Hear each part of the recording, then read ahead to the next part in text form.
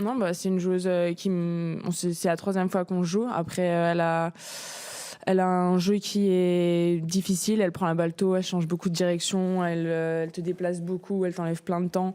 Elle retourne assez bien. Donc ça enlève pas mal de mes points forts. Et après, c'est une joueuse qui fait une saison solide. Elle a bien joué à Rome déjà en battant quelques bonnes joueuses. Donc aujourd'hui, elle était plus forte. Bonjour Caroline, c'est quoi le sentiment quand tu sors du cours là, après cette défaite un peu frustrante, j'imagine, pour toi? Ouais, je suis déçue d'avoir perdu aujourd'hui, forcément. Je pense que voilà, j'ai pas vraiment réussi à imposer mon jeu et c'est ce qui m'a coûté aujourd'hui. Elle m'a pas laissé beaucoup de place. Après, au service, j'ai pas réussi à être assez dominatrice. Il y a des jeux que j'ai perdus alors que j'avais des balles de jeu, etc. Donc c'est un peu là qu'il y a quelques points à regretter, on va dire. Bonjour Caroline. Bonjour. C'est une quatrième défaite de suite au second tour de Roland-Garros. Est-ce que c'est les mêmes enseignements chaque année ou chaque année c'est un petit peu différent? Je sais pas, je me rappelle pas de tous mes défaites comme ça en fait. J'ai perdu contre qui l'année dernière? Alors il y a 4 ans, je m'en rappelle même plus donc. Non mais il y a pas de problème Roland-Garros. Tout va bien ici. Tout va bien. C'est un beau tournoi, c'est magnifique.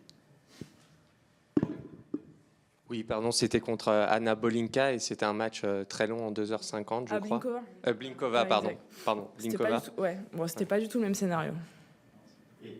Pardon, et alors c'est plus frustrant aujourd'hui ou il y a un an?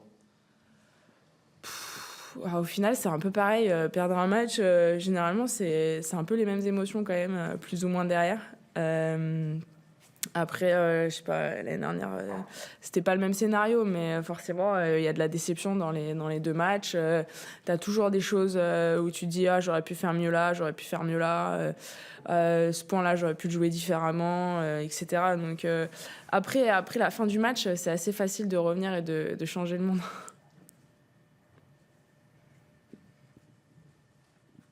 Et Roland, est-ce que c'est spécial aussi parce que toi, tu te mets des attentes supplémentaires ou tu sens les attentes supplémentaires? Est-ce que ça joue quand tu rentres sur le court ou comment tu te positionnes par rapport à ça?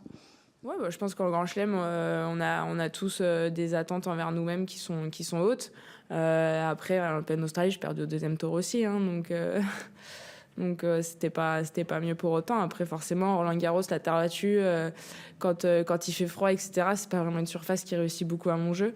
Même si j'ai eu fait des bonnes choses de temps à autre sur terre battue, c'est quand même pas une surface qui correspond parfaitement à mon jeu.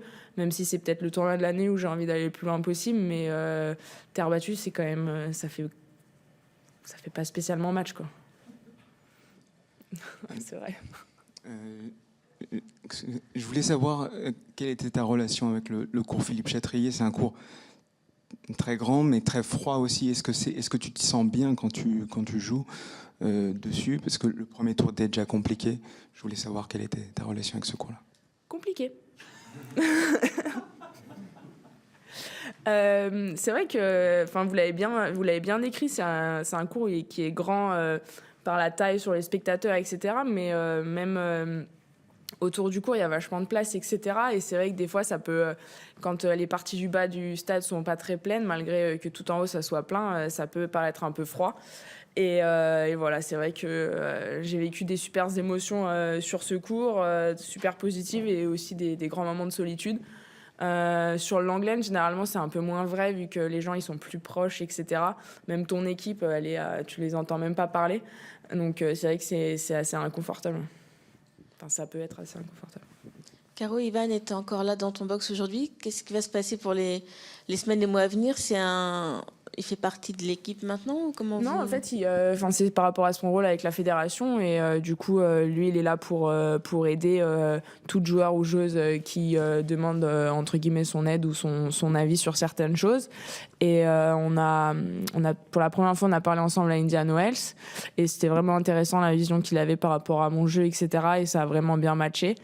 Et il était là à Rome et Bertrand comme moi, on est vraiment ouvert d'esprit et avec quelqu'un comme Ivan qui a autant d'expérience en tant que joueur, que coach, s'il peut nous apporter quelque chose, des fois un regard extérieur ou un encouragement pour continuer dans la bonne direction, bah, c'est hyper intéressant. Donc à chaque fois qu'il est disponible, nous on lui laisse accéder pour venir sur les practices, sur les matchs, pour voilà, nous donner, pour me donner des conseils et pour m'aider à continuer à progresser et à apprendre. Hi, Caroline. Is it okay to ask in English? Yeah? Oh, sorry. Pas mal cette chanson. C'est quoi? Sunshine Reggae, je crois. Oh. Ah non? Je suis dépassé. Donc tu fais le double dame, Oui. mais pas le double mix. Je suis troublé. Ah non, je suis trop vieille pour faire les 3 events. Non. Non, enfin, on m'a posé la question et j'ai dit que je préférais faire simple dame et double dame.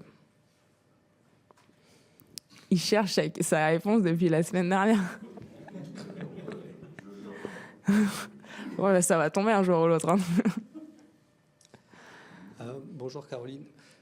Juste, je voulais revenir sur ta relation avec la terre battue. Tu disais que c'était une surface qui ne mariait pas forcément avec ton jeu.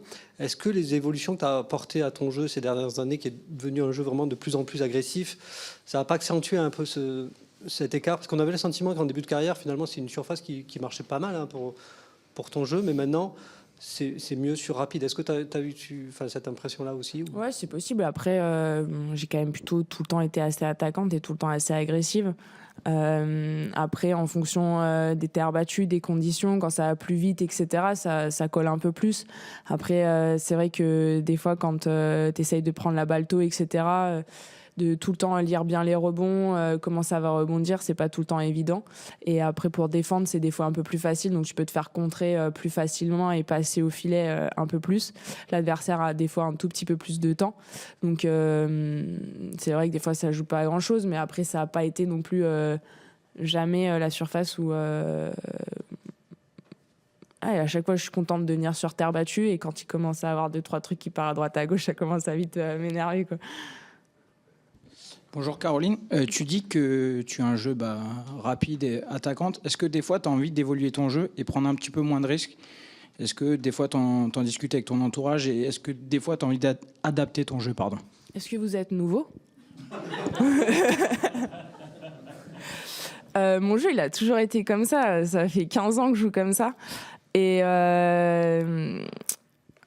Et non, j'ai envie de garder mon identité de jeu. C'est comme ça que je joue le mieux. J'essaie des fois de mettre plus d'effets, d'attendre un petit peu plus. Mais croyez-moi, c'est pas très beau à voir.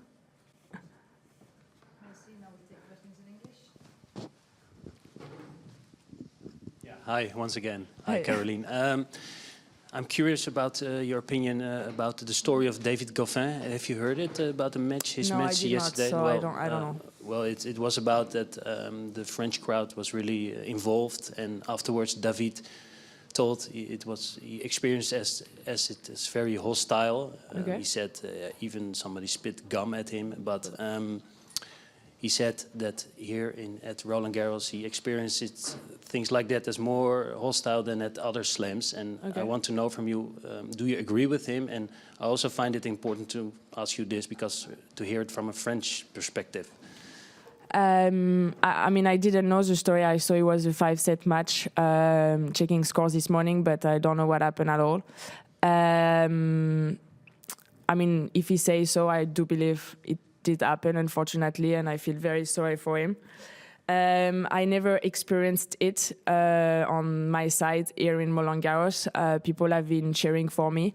Obviously, sometimes, like people can be a bit hard with the judgment, with being negative, but I never experienced it, thanks God. And I mean, sometimes on the smaller court, people get closer to you, and you can feel a lot of pressure from this crowd. I heard in the past that court 14 for French people was a very good crowd, but I always could hear it stayed in respect. So I mean, for me, it's really difficult because unfortunately, thanks God, I never experienced it, and I hope it will never happen again. And in every sport, sometimes there is fans who goes too far, and we are all here to play tennis, and we are all here to watch and enjoy tennis. Even if we have our favorite player, we want to, cheer with respect, and I think it's very important. Tennis, I had always those value of respect, passion, but always a good respect and elegance, and I hope it will stay like this.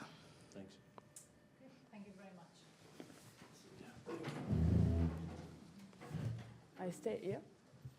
All right.